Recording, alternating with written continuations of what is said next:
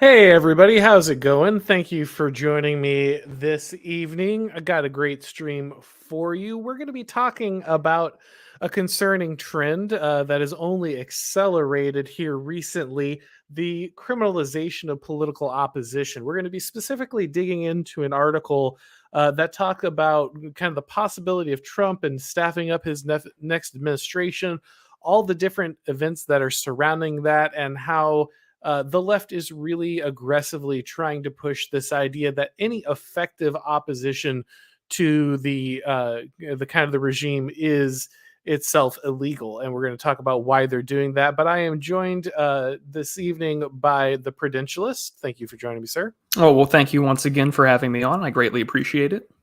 If anyone has made the mistake of not following the Prudentialist, I've got his Find My Friends down there, so you can enjoy all of his links. Make sure you're getting the Substack and the YouTube and everything, because he is, of course, our favorite frog.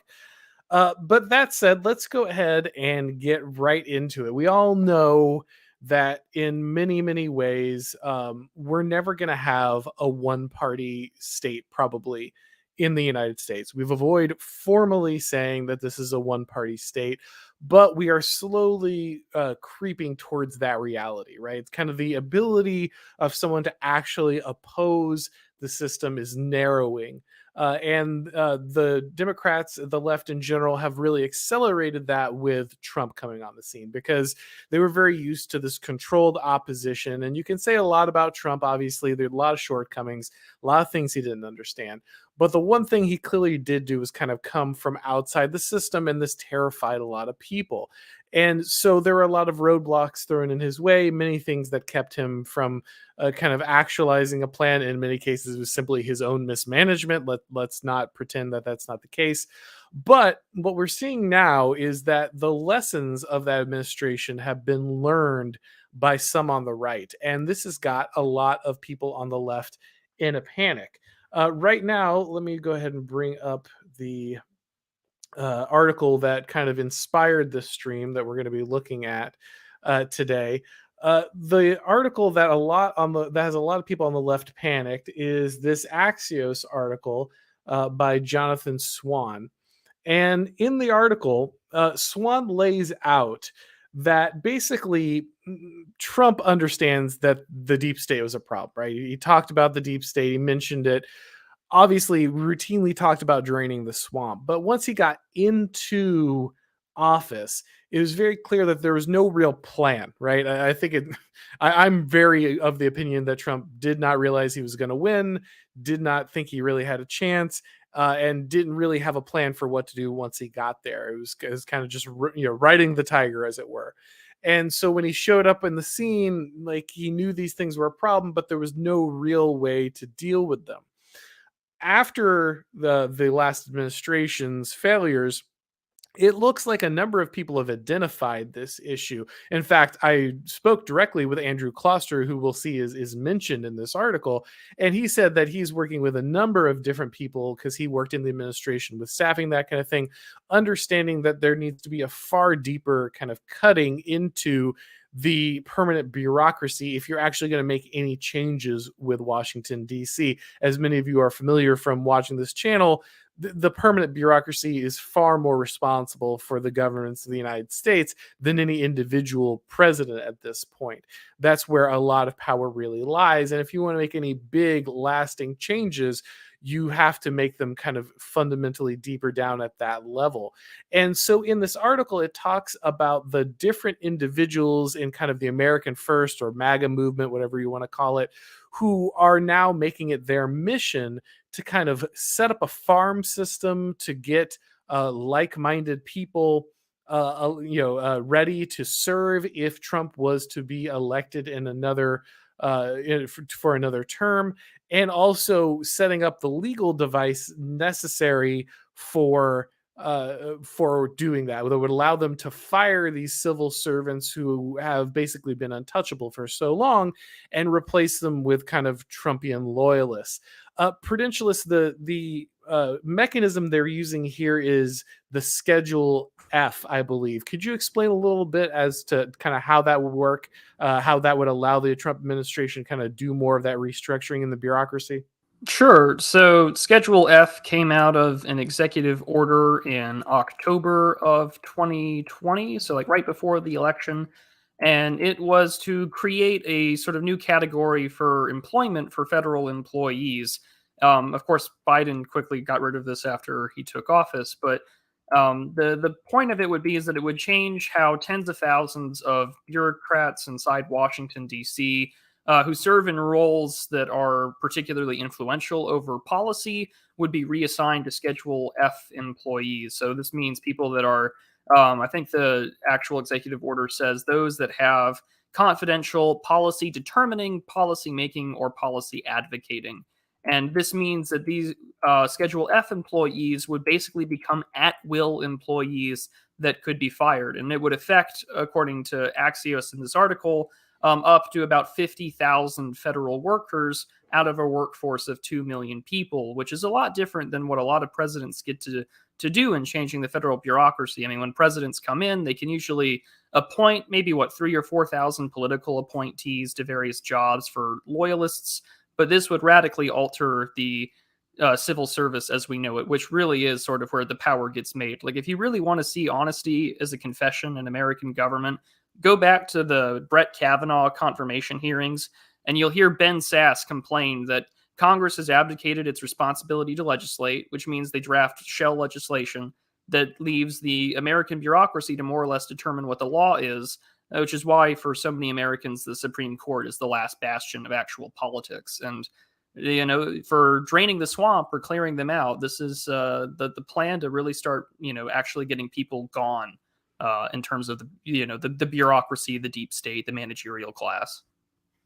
Yeah, and I don't know if it by itself solves the problem, but it is at the very least a recognition of the real issue, right? That's the positive thing, is that it's a recognition that your solutions are not just going to be this kind of I issued a few executive orders, I talked Congress into passing a law or two.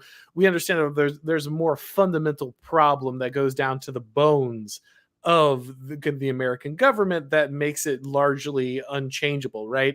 When I talked to Kloster, he described it as, you got 4 years and you barely realize that you even need to turn the ship or how to turn the ship.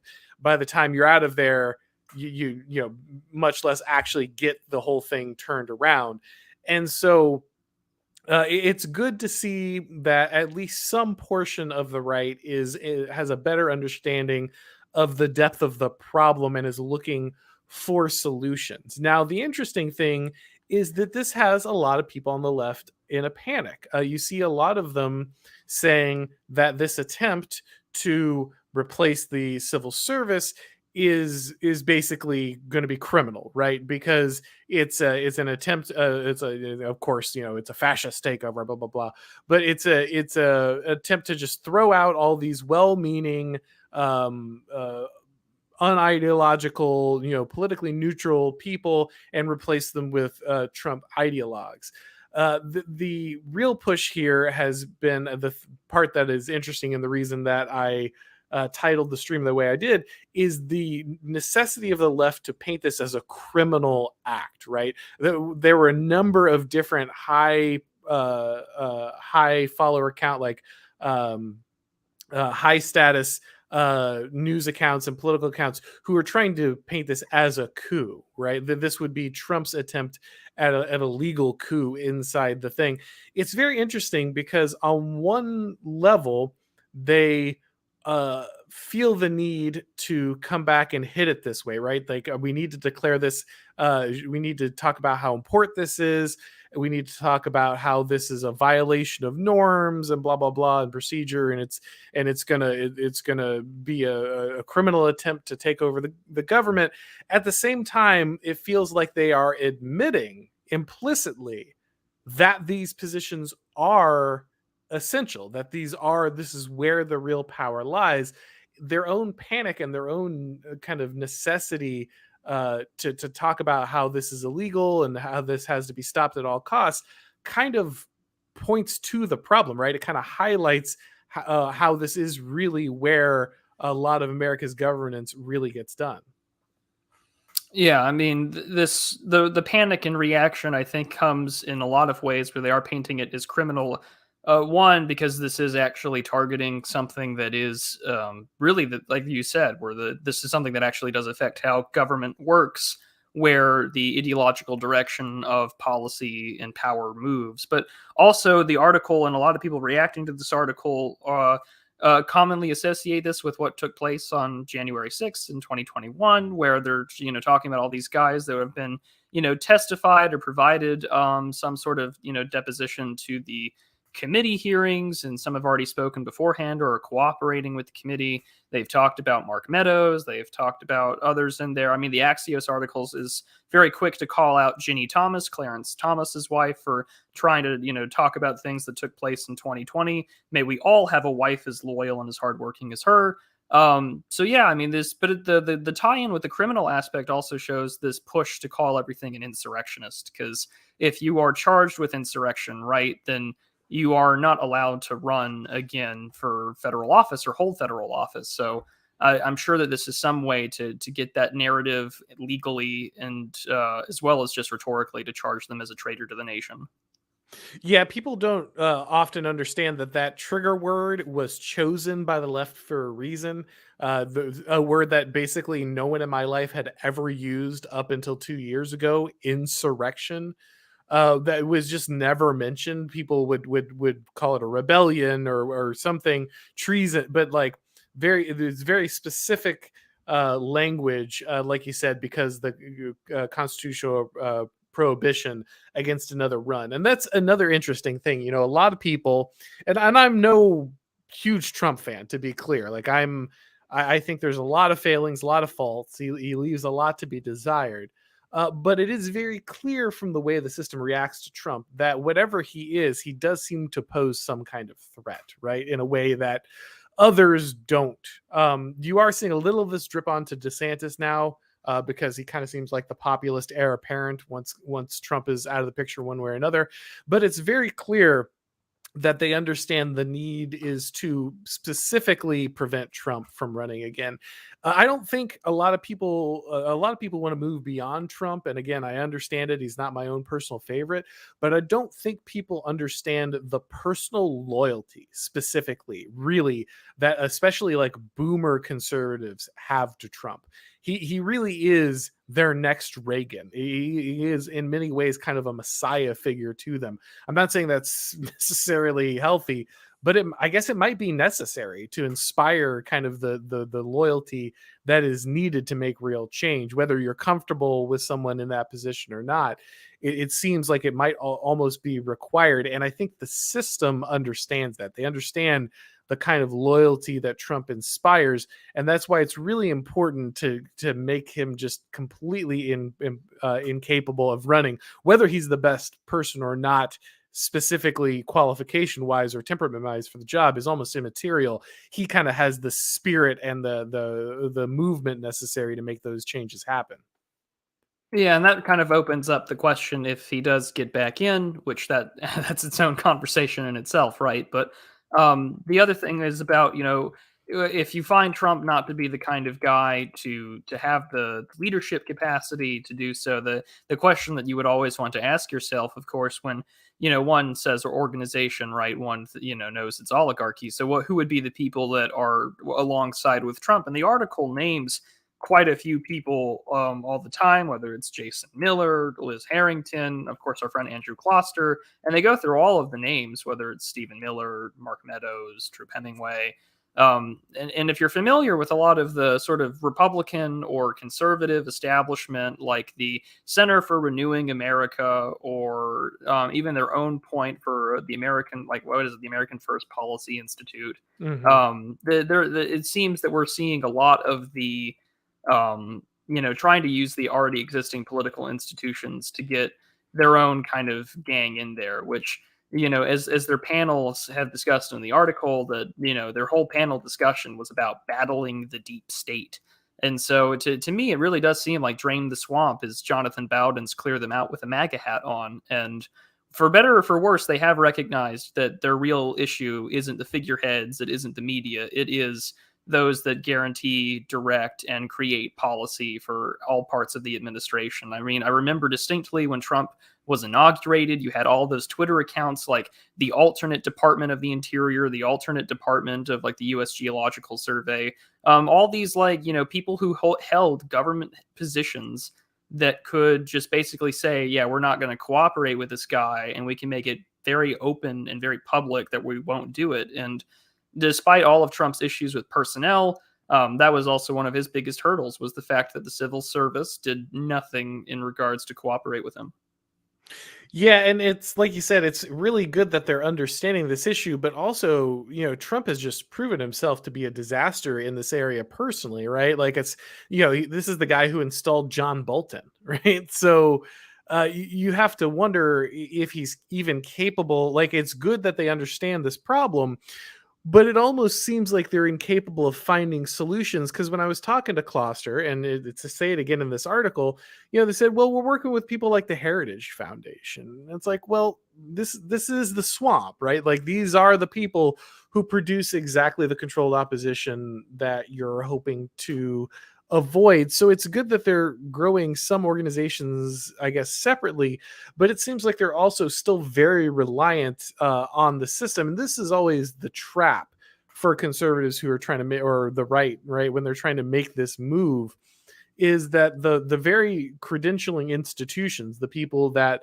would grant the experience and the kind of the prestige necessary to qualify for these positions, that would produce the very training that is supposed to be necessary to operate these things, are going to always protect the system, right? Like this is a managerial state problem, right?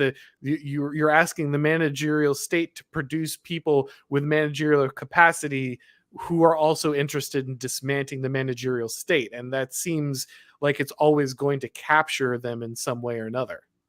Yeah, it's the similar sort of libertarian critique I've seen from like the Reason magazine types. Like, if the establishment can identify this problem, then we can as well, or really anybody. When someone gets that taste of a seat at the table, or a little bit of power, or a little bit of pork spending, then all principles get thrown out the window, because then you're thinking about job security. So the tax and the cut taxes congressman gets elected into office and really loves voting for like defense pork that'll go back to his district because it keeps him in power, even if it goes against his consequences. It is certainly an uphill challenge. The question is, will it be Sisyphean? I'm inclined to think that it will have the similar problem that I think a lot of or you actually might be the best example to use here. Like when it comes to influencing those that are up there, I think about your conversation, either with like Tim Pool or Steve Deese. Like a lot of these guys can maybe pick up what you're laying down, but maybe not fully comprehend what that might mean for them or what that might mean for their position. So it's like, hey, I want to get these ideas across. I want to change things. But then these guys are, like you said, they're working with the Heritage Foundation. They're working with institutions that once they got their seat at the table, right, as controlled opposition, it's going to be very hard for them to see why they would want to cooperate in dismantling it. And I think that that's something that will be very interesting to look at in the future, because if we say you do dismantle it, I mean, you'd have to offer an alternative vision for these people. I hate to use the movie Lincoln, right? But when they're trying to buy all these votes, and they're basically offering patronage jobs, postmaster, tax collector, what have you. What do you offer the Heritage Foundation? What is the alternate? The swamp is drained future that Trump and his guys want to put in. What do you do for the Heritage Foundation? What do you do for the American Enterprise Institute? Does this basically require him to go full Leninist, right? Like you just have to look purely for loyalty, and really, ability is a secondary concern. Like that, maybe that allows you to escape these institutions in a way, because you're no longer worried. You value loyalty so much over effectiveness, that you're willing to completely circumvent these things. Obviously, that has huge secondary implications, though, right? Like you worry about being able to run the country, but I start to wonder if that's the only way that you can really kind of escape the trap of being pulled back into this controlled frame. Yeah, I mean that's the thing that I'm concerned about. For as much talk as that we do have about sort of a an intellectual vanguard or like a reactionary sort of Leninist take. I think that what comes to my concern immediately is one, competency, because I mean, if we want to go full sort of party line patronage to, I mean, we can kind of look to the Soviet Union and see how well that turned out. But at the same time, my mind also thinks about, well, what about values? A lot of the things that have sort of come into common parlance with some of the factions of the GOP, some of this neo-reactionary talking point. I know that Charlemagne has called it the neo-reactionary faction of the Republican Party, sort of the J.D. Vance, Peter Thiel backed candidates, and so on. And what worries me though is like the do these guys have values? Like what is your telos other than just like get in there, get these guys gone and rule? Because if the one thing that I remember, Curtis Yarvin talking about very early on in his ideas for neo-cameralism was just a profitable government. Well, I mean, it's good to have a fiscally sound policy, but I would care a little bit more about the fact that I have, companies, pharmaceutical companies making fun of opioid addicted, West Virginians and calling them pillbillies. Maybe my perspective is a little warped based on having some, values based system, but I think that would be a concern besides competency is like, what do you guys actually believe in? Yeah, and that's the also a huge hurdle because, like you said, you do have this wing, and you wonder where everyone's kind of priorities lie. In fact, we're often told directly by people like Yarvin that you can't win the culture war. There's no point to having these things, and that if you need to acquire power and power is your only goal, that might be what's necessary to get things done. But then, how do you operate once the battle's won? But I guess winning the battle might be the first priority. It's a difficult problem, but it does take us a little further away than I meant to be with the criminalizing political opposition. So one thing, like I said, that we're seeing over and over again is the need to criminalize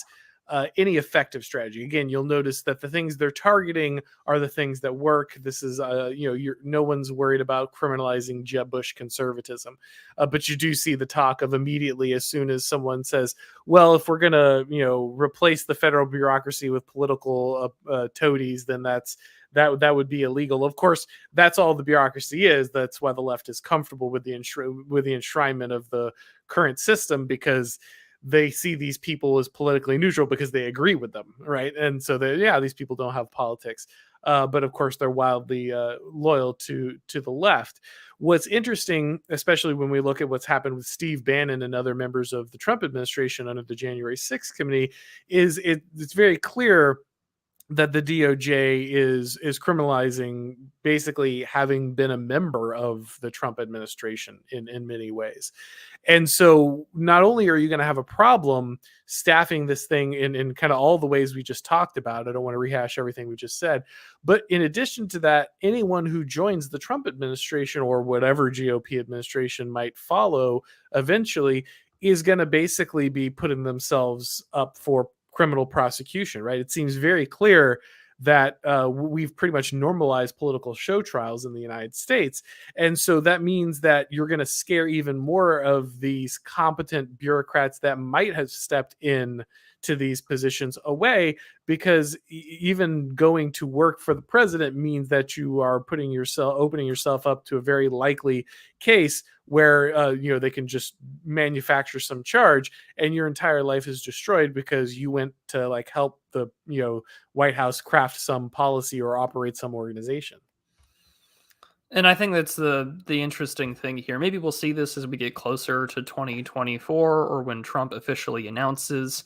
It would be interesting to see what the alternative is or what the plan would be for what does the second administration look like. I mean, I think that a lot of people, I mean, many in our circles are definitely soured on national electoral politics or what's called rank punditry. And is there a reason to get excited for it? Is there a reason to be interested? I think that I'm interested, obviously, in what this would look like if he does get into the White House and actually tries to create a whole class of sort of the pure permanent bureaucracy to be at will employees, either get along or lose your job. I mean, job security is a big motivator in that regard. I think the events of the last 2 years have shown that.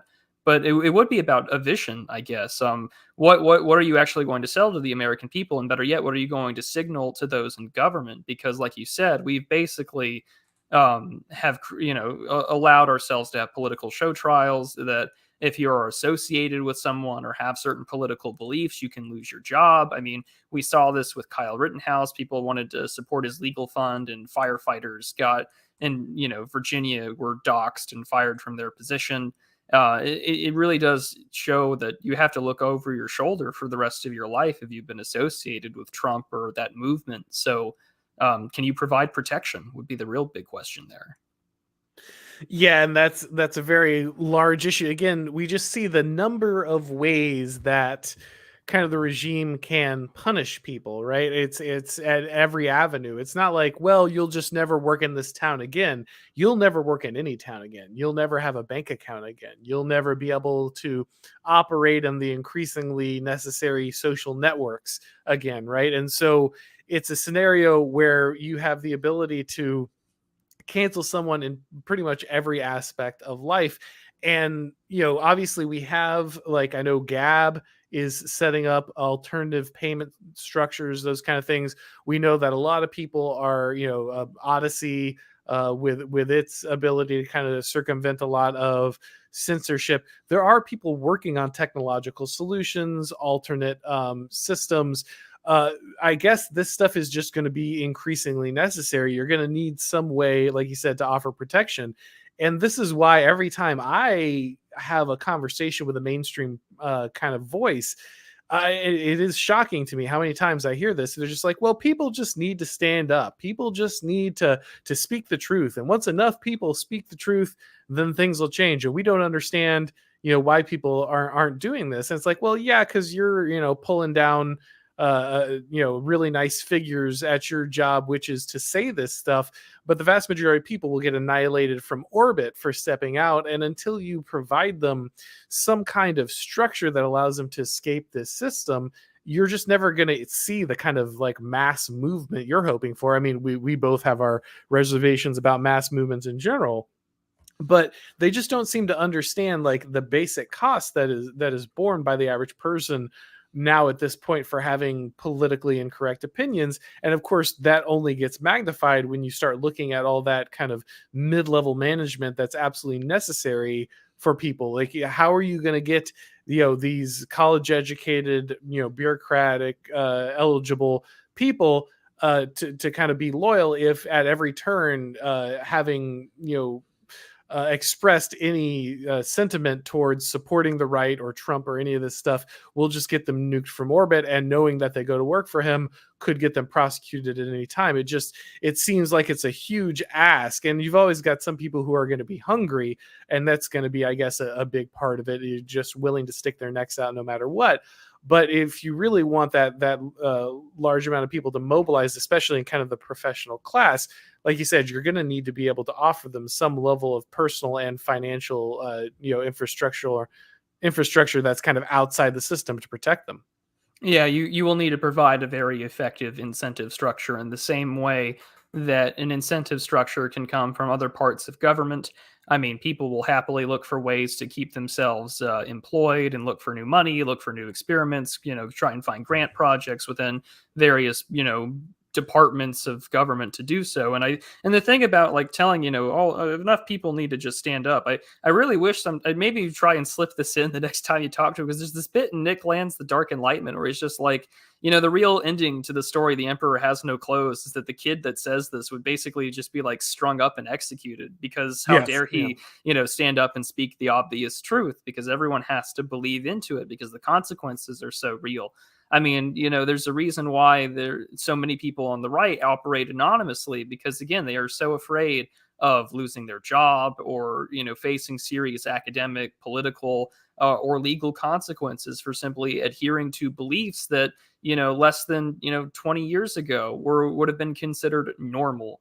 I mean, even today we're watching Republicans like Susan Collins, which to call her a Republican, I guess, is par for the course these days. But, talking about codifying the legalization of same-sex marriage in the Senate when, less like 10 years ago, Barack Obama wouldn't have dared to campaign openly on that issue. it does really show you just how encompassing this ideology and the people that work within it are. So it's just something that I think that the next administration or whoever decides to come up on the right needs to seriously consider. How can you not only provide protection, but provide an alternative world where maybe they don't need to, or that if you do get fired for your political opinions, that you won't be unemployed for long. Yeah, and you see like kind of the direness of this because, like you said, that you just stating obvious facts will get you just as canceled from the right. We had there was a guy who's just on Fox. He was on Kennedy's show on Fox, and they were talking about monkeypox, and he just said like, yeah, like this specifically is a disease that is vastly affecting like gay men who go to orgies, and so like don't do that. And like all the people on there were just screaming at him, like, you be on Fox News, and he's just like, guys, this is what the CDC is saying. Like, I'm just repeating the factual information that they're saying here, and they all lost their minds on it. And this is on the like most evil right wing network that like hosts the the devil himself, Tucker Carlson, and all this stuff, right? And so if you can't even like say a basic fact that doesn't even like imply any kind of moral judgment on what is the supposed to be the most like right wing crazy network in the United States, you wonder like how anyone can hold a job, and have views. If this is how people in what are supposed to be conservative media organizations are treated, then you can expect this. And I told this, Lydia, the producer for Tim Pool, she said, no one's talking about this. Like, why isn't anyone, and even on the right, like mentioning this? And it's like, because you'll get excommunicated like immediately, even from very conservative news organizations. And literally like 2 days later, this guy just gets absolutely destroyed by just mentioning this basic fact on Fox News. It's insane. Well, in relation to the title of the stream, I mean, things don't have to be, criminalized de jure, right? I mean, culturally, by having power, you can make certain things criminalized de facto. So the Fox News guy literally stating the most obvious fact about this disease on Fox News and getting, basically crucified on air. And by a lot of the comments that I saw that were on sort of normie social media when the article was shared about the backlash, it does illustrate that you can be basically criminalized and become a persona non grata for just stating obvious facts that are they're hate facts, really, even if they are something that would have been considered normal, blatantly obvious, or come from an official government source in the year of our Lord 2022. So it does illustrate that, political opposition doesn't have to just be criminalized. I mean, it certainly is. There are plenty of people that are still in prison from January 6th that have yet to really get a proper hearing or had evidence withheld from them for procedural reasons. But even just culturally speaking, a lot of these items are de facto illegal to mention, even if there aren't on any sort of statutes or laws on paper. It doesn't matter. Now, interestingly, we know that the DOJ is also considering charges against Trump, right? Like they're actually having an investigation that is, I think, separate from the January 6th probe. Well, it's a criminal probe rather than the hearings, right? And it's discussing. I think they're trying to link him to the possible attempt to like send like false electors, that kind of thing that had been mentioned by others. So there's an actual investigation by the DOJ itself against the former president, in addition to kind of the show trial going on there.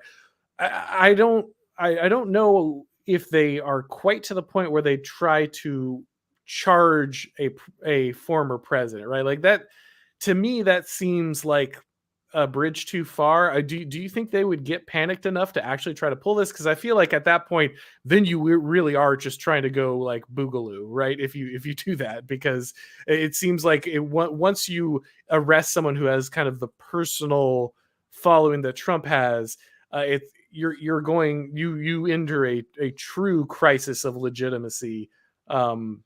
That I think they'd have to be pretty terrified to kind of pull that lever. Well, the thing that I've seen that the DOJ probe is about, or was some kind of memo that came out of Merrick Garland, the Attorney General, basically saying that the election year sensitivities, doubling down on William Barr's policy against investigating candidates without approval. So I mean, it does illustrate some interest as to what might happen. But I mean, if they try anything in regards to a criminal investigation, I mean, like we said, they may not go for Trump directly. I think that that would cause way too much of a massive amounts of political instability where finally the mask is off, the quiet part is no longer quiet, and you're sort of left there to either live under this or to make some sort of choice. I think that what we will see at the very least is continued pressure on Trump's allies and his close people, because it doesn't matter how savvy with the media or how loyal the base is to Trump. What would probably be the real win for sort of the deep state, the cathedral, whatever you may want to call it, the total state, as you like to say, Auron, I think that's a better term. The total state would have a total victory in this regard if Trump gets into office, but he has no one loyal or competent by his side, and we get the same thing from his first term all over again. Yeah, that seems like the most likely resolution if Trump gets reelected. Obviously, I prefer, I guess, Trump to whatever the Democrats are offering in some respects, but it does. I just don't think he has it in him, and I don't think the people around him they understand the problem better than they used to. But I don't see them making the necessary changes and really having the push to demand, I guess, the power that would be necessary to fundamentally alter some of those structures. So I just don't see, even though the system treats him as just a dire threat, I think even another round of Trump, I guess they feel maybe they've drank enough of their own Kool-Aid where they have to see Trump as a threat, right? Like they've invested so much in his demonization and this boogeyman of whatever, white Christian nationalism around every corner, that they kind of have to act with this level of fervor, even though I don't think Trump really represents the kind of threat to the system that they make it out, or maybe he really is. I don't know, but it seems like it's more them having to react in the way that they've kind of conditioned themselves to, rather than an actual threat to that would throw their system into chaos. Keeping your base, keeping your camp, which means the fundraising mechanisms, the people that can make a few phone calls, and there's a U-Haul truck full of bricks and shields to be deployed basically in any major city in the country. If you keep all of those people in a perpetual state of panic at all times, at anything over some big boogeyman, whether that be Trump, whether that be Christian nationalism, the Republican Party, or even your neighbor that has an American flag flying on their flagpole in their yard in the suburbs, then all it takes is really one easily manufactured event to start and kick off another summer like we saw in 2020. And I think that if you can keep them buying into that, that allows you to act maliciously, or better yet, in a constant state like the left always likes to think that it is in, is just one major loss away from being, in complete disarray. No longer we have any, actual democracy. Everything goes down to hell in a handbasket. If you can keep yourself perpetually panicked, whether you believe it or not, and there will be plenty of people that do really buy into it, it means that you have the mechanisms to perpetually act like you're in wartime, spy on other people, arrest other people, and do whatever is necessary to keep yourself in power. Yeah, what this really does is allow them to constantly govern the state of exception, right? Because they're always in a, everything is always 2 minutes to midnight. Everything is a threat to democracy. Everything is a threat to whatever. And so they are always, there's always an excuse for increasingly extreme abilities. We see this with almost everything, actually, whether it's the pandemic or global warming or Trump and his minions. There's just always there's a rotating cast of boogeymen that have to be paraded in front of the American people to justify the total state's increased growth and the increase of its power. And so it doesn't matter what the threat happens to be today. The point of the threat is kind of always to, like you said, generate this panic that justifies what they're doing. And of course, this is a big part of the total state, is requiring every citizen to constantly be pledging its loyalty. You have to everyone has to constantly be terrified about what could come next. Everyone needs to like basically grant their will at all moments to the powers that be, or otherwise the entire thing's collapse. So you need every citizen to be maximally interested in politics and be obsessed with what's going on at every moment, because you need to be able to demand their total loyalty at any moment. They need to be signaling their allegiance at every moment, and so there, this perpetual need for that is kind of what feeds that machine, whether it be Trump or one of the other existential crisis that is being thrown in front of the American people every moment.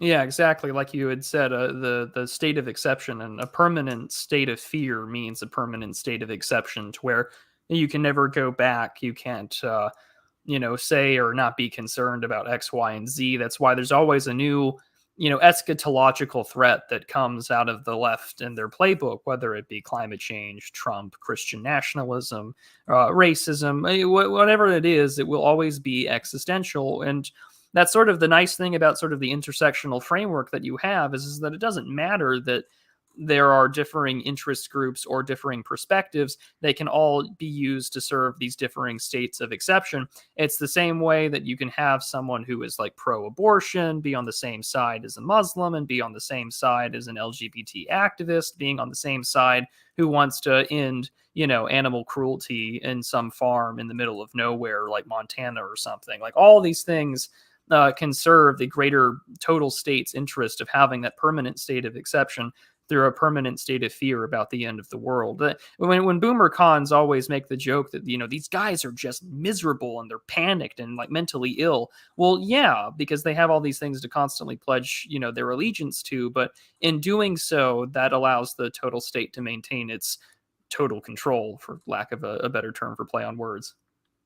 Yeah, and like I said, you see this stuff that used to be soft, right? Like we talked about, we have a lot of there are many consequences for politically disagreeing with the regime, with kind of the deep state or the total state. There's social censure, and there's loss of employment, and all kinds of things that can follow you. But what's interesting is that even as the informal consequences hit their peak, right? Like uh, you can't even have a bank account, you can't even operate a business, you can't even have friends. There are people. I think it was I Hypocrite lost his accountant over something he said, right? Like you can't even get like basic services done uh, because you disagree with kind of this media complex, this cathedral. Even as that happens, it seems like the obsession of formalizing those consequences also increases, which is really interesting. That even as the total state controls more and more of the kind of what was thought of as the private territory, they still feel the need to again like bring these formal charges. It's not enough to just cancel these people. It's not enough for them to just lose their jobs and lose their family, like just have their personal lives tore apart. They have to actually put people in jail for this stuff, and that seems like a mistake, right? That seems like a tactical error. I think until you realize that I don't think they have the ability to control themselves at this point, right? Like if they were the master manipulators of 100 years ago or 50 years ago, they would go about this differently. I think they would just let the social consequences take their course, but they seem obsessed with forcing the formal legal consequence alongside this ever increasing kind of soft control as well. Well, I think the other thing I would probably also put into consideration is that this total state is not necessarily completely sovereign, and I don't mean like in the Schmittian sense sovereign. I mean they clearly can define the exception, but the thing is that it is quite multifaceted, and so there are going to be people in here that are American, but there are also foreign interests in here that don't mind doing it. I mean, I don't think that someone like George Soros is an American citizen, yet they have substantial sway to pour in money. I mean, the campaign finance laws and the ability to fundraise in these ways and through various groups and non governmental organizations do allow sort of the total state to not have control or the restraint, because there are other interests in play here, which is why it is very difficult to just think that there's one specific weak point to this hydra or whatever, and all of a sudden that you strike it here with this Schedule F employee thing, and then you go about it. I mean, that's the thing, is that this is something that they get over and panic about, because it's definitely something that is actually a target that is worth, you're on target, right? You're getting a lot of flack for this, so you're obviously hitting something. But there are other avenues to keep it to keep in mind when wanting to say change things, or stop the tide of progress. Or you can't stop progress if you don't do all these other things, to reference I Hypocrite, who did lose his accountant because they were like, oh, you said these things, so we're not going to serve you. Actually, you bring up an interesting point there, and I want to pick your brain about it for a second because you're probably the right person to talk to about it. I'm gonna start writing probably my last video in the managerial kind of elite series, from Leviathan and its enemies, and kind of the final kind of stretch there is the international nature of the managerial elite, right? And obviously Burnham talked about this. Christopher Lasch observed this in kind of a separate branch, and then Sam Francis goes into great detail about it. And one of the interesting things is, Francis is explaining that the deracinated elites no longer obviously see themselves as serving a local interest. Obviously, like they don't have a specific interest. They see themselves as increasingly just managing the entire world instead of one particular country or culture. And he makes some assumptions on that, many of which I think are true, especially of the American or Western variety of this.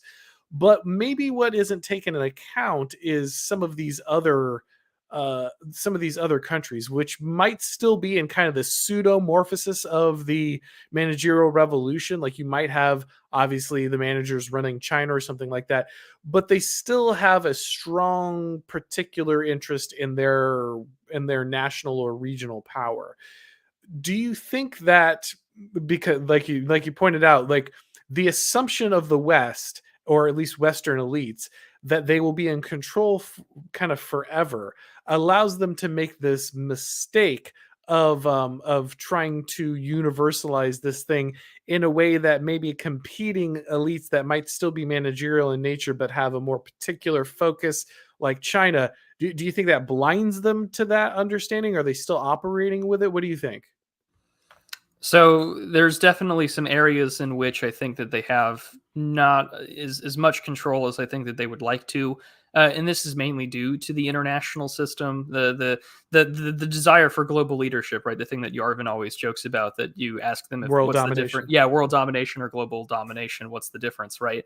And that does leave you to run into some resistance, or in order to enjoy your comforts of power, you have to make some substantial sacrifices in order to sort of pay the collective Peter to, pay for the collective Paul. For instance, our relationship with China is, of course, significantly economically interdependent, but our current, benefit of enjoying the cheap goods and the resources that we do get from them means that it does come at a certain cost. Like, for instance, there's a lot of talk about ramping up things against China, whether it's the American Compete Act or that renewal thing that they wanted to do earlier on this in this administration. Yet at the same time, right, we also deal with the fact that there's constant espionage and theft and spying from the Chinese in American universities, not to mention Confucius centers, to a point where Stanford University can literally beg the United States House of Representatives, please do not investigate us for espionage, despite having numerous cases come out of Stanford for espionage. So that there's a lot of problems that I think the international sort of, global finance, whether it's capital or trade relationships, that do sort of put a significant leverage, or at least some pressure on how much control you can exert without upsetting your allies or putting things into a tight spot. A really good example of this actually would be sort of the United States' sanctioned response towards Russia with what's going on in Ukraine, because as we saw, the nation of India was very adamantly opposed to in joining in any sort of sanctions cooperation with the United States against Russia. And in doing so, one has to ask the question, why? Well, India is currently enjoying a substantial cheaper amount of oil sales and natural gas sales from Russia. And over the last several years, a majority of Russia's military armament and equipment came from the Russians. While at the same time, the United States is reliant upon India as part of the Quad and sort of as a political, economic, and strategic counterweight to the growth of Chinese influence and militarization. So it does illustrate that sometimes the efforts to have total control or to meet the moralizing ends of the total state do have their limitations when it comes to, say, your geopolitical or strategic interests, which means that sometimes you have to, play which is worth more, or what are you willing to sacrifice in terms of sovereignty in order to maintain that control domestically, even if it might weaken you on the world stage. Yeah, and I guess the assumption for especially American, but Western powers in general, was just that was not, it was the end of history, right? It's the end of history mistake. We're always going to pay in power. We're always going to be able to basically trade, make this trade infinitely, because we're never really going to have our power challenged, our supremacy challenged. And with that assumption, we can kind of invest heavily in these other areas and never have to worry about that again. But we see that they're paying that cost in very real ways on across a number of domains, be it resources, supply chains, national defense, all these different things. So that seems to be a fatal flaw that I don't know that these people will be able to escape. I don't think they can escape that kind of terminal reasoning that they have when it comes to their position and what they're able to trade for it. Yeah, the thing about the end of history that I wonder if enough people get on, and this is something that I think BAP actually called out as the correct thing to look at Fukuyama and realize what he got wrong, was the idea that you could universalize the world through like a liberal democratic form of government as well as its economic system. Because one of the things that I remember distinctly when around 2010, 2011, 2012, when Obama was getting geared up for a second term, was a lot of literature and a lot of books are being written about when China rules the world, or what do we do about China? Like, can we cooperate with them? Can we economically integrate with them? Can we find some common ground through liberal democratic markets and globalization? That maybe there could be some sort of peaceful coexistence or a way to keep them contained. I think that the Obama administration, they did this with the pivot to Asia in 2011. They did this with trying to push the Trans-Pacific Partnership. And I think what we've seen now, both out of the Trump administration and the Biden administration, not Biden himself, but at least those that are in charge of things, have kind of acknowledged that, oh, maybe that sort of trade liberalization, global finance deal isn't working out the way that we intended. Sort of we can universalize other nations by, embracing democracy, embracing international finance. And now that's not necessarily working. And we're beginning to see sort of that old style great game clash begin to rise again. And I mean, one could look at what China is doing in America's backyard with regards to the Caribbean and Latin American states, their association CELAC, or how they basically have a monopoly on the lithium triangle in South America. So I do think that the sort of into history, maybe we can universalize everything, definitely has been proven false. And the elites now, I think, are definitely trying to come up with a way to change it, because for a lot of attention that people put on, how maybe, oh, China's like limiting video game access or effeminate pop stars. Their world order is probably not going to have my lily white rear end in my best interest or in their heart, right? So Mhm. the elites also kind of notice that too, that, oh, if we're not the ones in charge with this global leadership, i.e. world domination thing, that it's not going to be good for them either, because they might be out of a job, or they might not be in the position to enjoy the wealth or the spoils of looting the treasury. Now, this isn't an endorsement of our current elites or the current, world system or American foreign policy. Anyone of my channel knows I'm a big critic of it, but it does put us in a very odd predicament, because the elites do have to play the international game as well as maintain their domestic control. Absolutely. And guys, we're gonna be coming up on the hour here soon. So if you have any questions for myself or the Prudentialist, you can go ahead and get them in now. We'll try to finish those, but want to just let you know we're kind of in the final leg here. On that note, with kind of the universalization and the clash of civilizations, this is something I was trying to kind of on a less international level, but when I was having the discussion with Wocal Distance on Ben Boyce's channel, uh, we were talking about liberalism and the problems there, and he's just like, well, but if you don't have liberalism, then you won't be able to like mediate these conflicts. I was like, yeah, I know. And he's like, but then like people fight. I was like, yeah, I know. And he's like, but we have to like have it. It's like I don't think people can imagine a system where like the game of civilizations is played openly again, right? I think that's a real problem. A lack of imagination. People are so stuck in this paradigm, they can't imagine a scenario where like we don't obfuscate conflict in the world. They think we've solved it, right? Like that's the big problem. Is they think the conflict went away, that like liberalism and universalization removed conflict from the world, and so they can't imagine any system that doesn't make that its central goal. I think it is a huge issue, and that blinds them to kind of just a lot of the realities you're talking about, both on the international stage and in the domestic arena.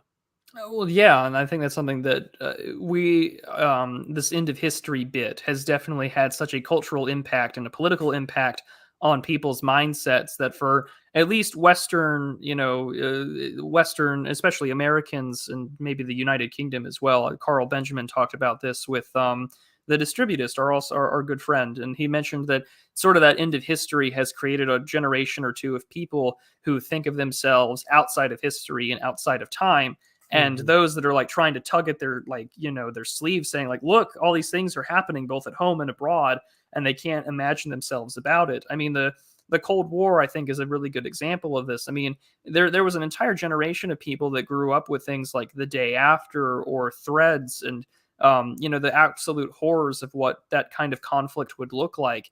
And today, no one has that sort of existential, the open game, the open clash of civilizations being played out in front of them. Instead, everything is through the simulacra or the hyper real aspect of the ghost of Kiev, or what's happening inside of China with the Uyghurs. All these things do sort of blind them to the fact that these things are still happening. But to them, if you were to ask them, they would look to their phones, point, and say, well, I'm doing my part, like Nietzsche's Last Man, to reference the other part of Fukuyama's title, The End of History and The Last Man. And that all that stuff internationally applies just as much at home, saying that, what do you mean? We're on the long march to progress. Look what you mean. We're outside of history. We've done everything right. We won the Cold War. We have the Civil Rights Act. Racism is, we're moving towards progress, when really what it is that we're just watching the democide of like an entire demographic inside America. Yeah, it's people just don't understand that civilization costs you something. Like they think it's just self-perpetuating, and so they don't understand. And I guess that's where you want your prey, right? Is thinking that it's just safe at all times, and so these other forces are just destined to kind of hollow them out and just destroy them, because there's no uh, there's there's no need for personal agency beyond like just what you can secure for your moment. There's no understanding of connection to a group or to a tradition or to a nation, or there's no duty to persist beyond your own kind of personal self-actualization, which is actually informed by all these other forces that actually have control of you. Everyone kind of thought that they were the king, and actually what happened is like you just lost understanding of what it meant to be ruled by something that mattered. And so these other nations or these other forces that don't assume that they're going to be in control forever, that understand that the game is still being played behind the scenes, they just have easy pickings in a lot of ways.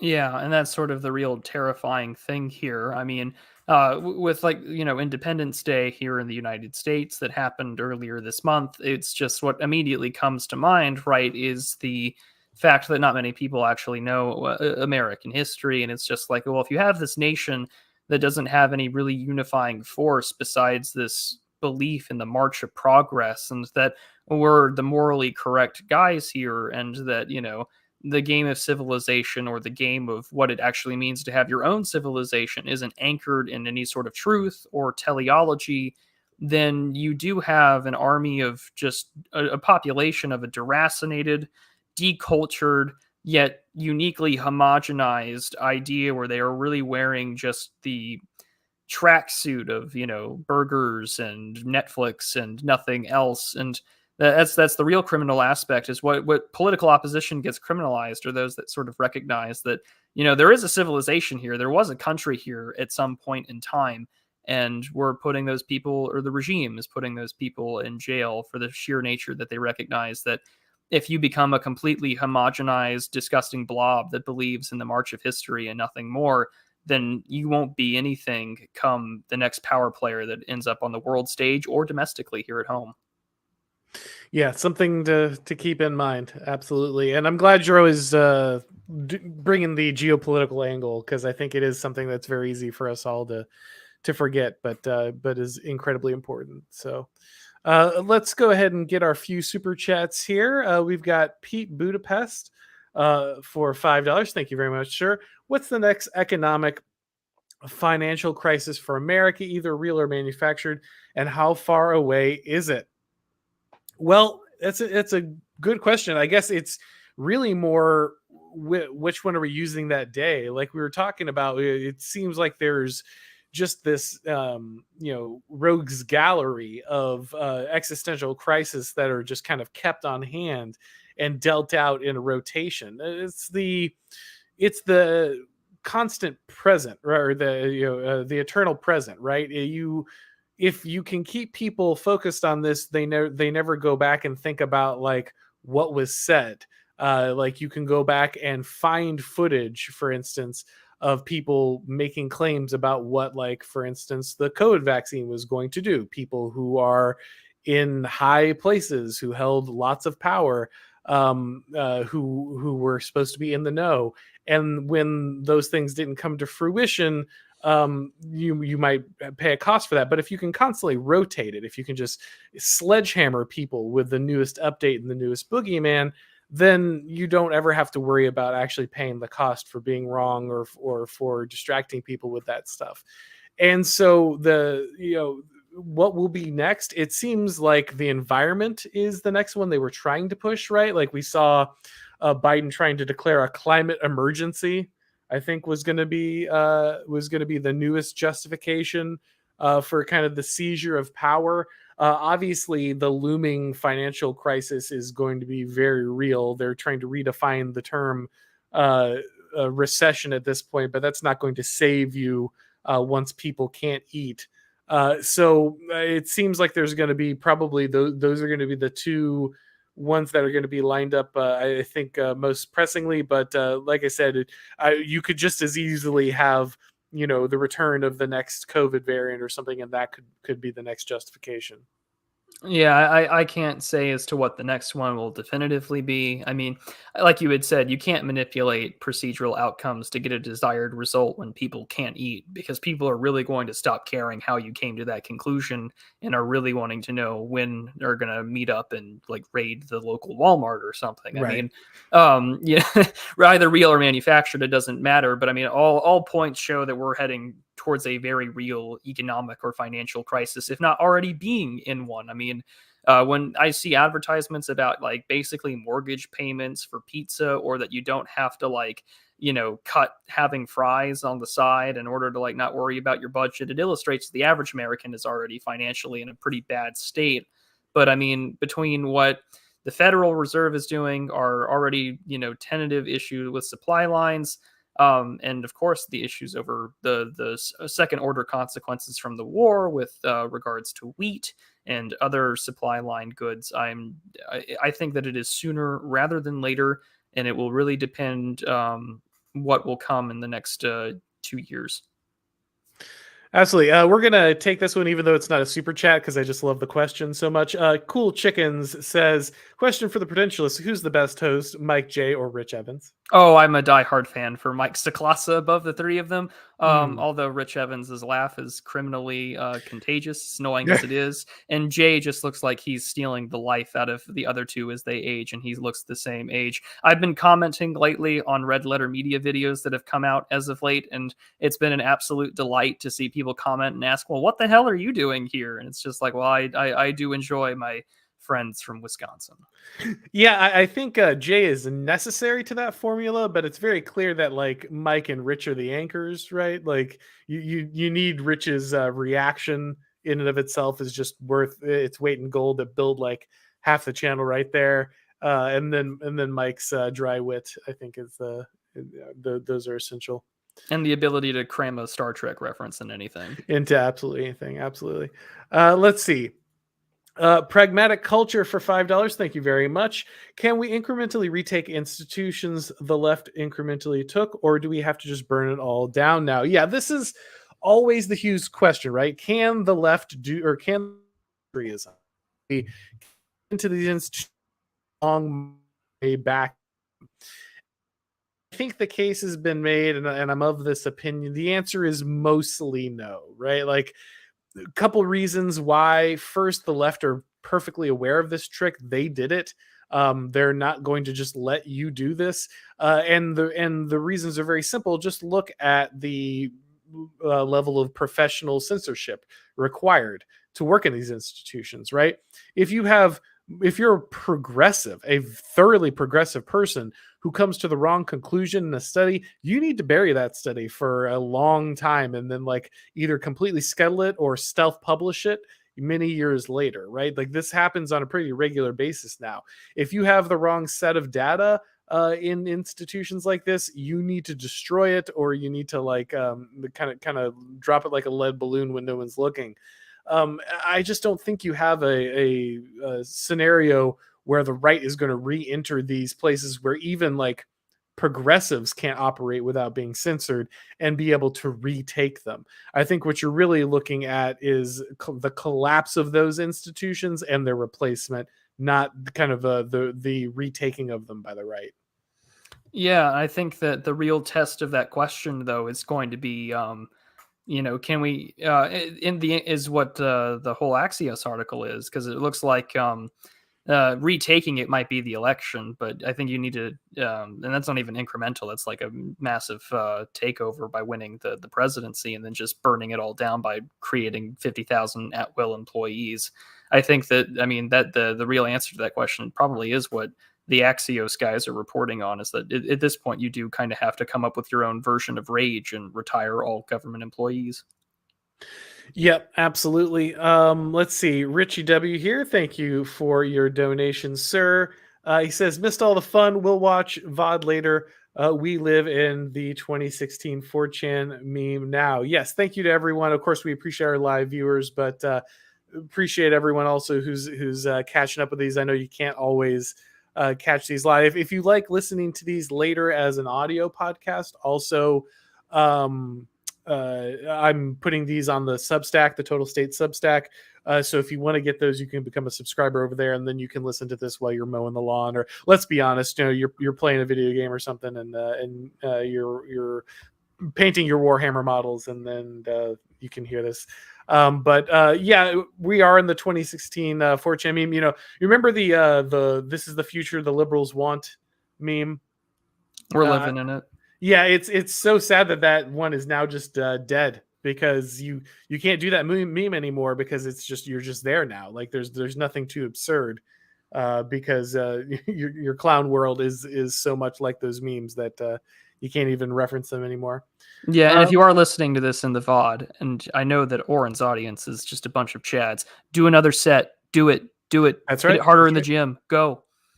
I'm certainly listening to a lot of my friends while lifting, so it's that's very edifying. Make sure you're using this as background music to self improvement. There you go. Let's see. Our next one here, Chase for $10. Thank you very much. I realize liberalism is detrimental for society, but it's easy for my mind to drift back to supporting its values. How do you recommend grounding one's perspective to avoid that or counter it in conversations? Yeah, Chase, that is a huge problem, right? And I've said this several times, but I think it's worth reiterating. I've had this conversation a couple different times.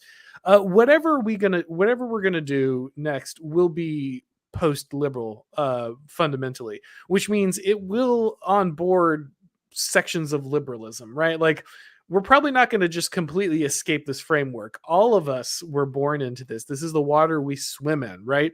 Have this conversation with people.